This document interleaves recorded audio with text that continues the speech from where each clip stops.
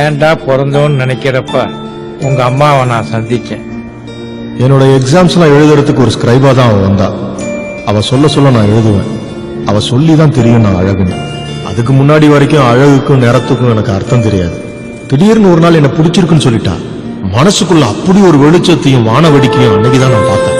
அந்த பரவசத்தை சொல்றதுக்கு எனக்கு வார்த்தையே இல்லடா.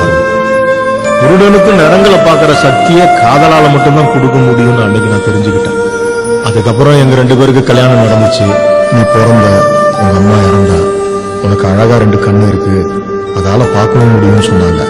அதை கேட்டப்ப எனக்குள்ள அப்படி ஒரு சந்தோஷம்டா. என்னால கஷ்டப்பட்டு வளர்த்துற முடியும், பதிலுக்கு நீ எனக்கு கண்ணா இருக்கணும்னு நினைப்பேன். என்னால உனக்கு எந்த வேதனையும் வந்துடக்கூடாதுன்னு தான் உன்னை இந்த அனாதை விடத்துல இறக்கி வைக்கிறேன். இல்லை யாரும் நான் ரசிக்காத இந்த உலகத்தை நீ ரசிக்கணும்டா. நான் பார்க்காத அந்த உலகத்தை நீ பார்க்கணும்டா. சும்மா அந்த உலகத்தை மாதிரி பணம் கூட நான் வாழ்ந்துடாது.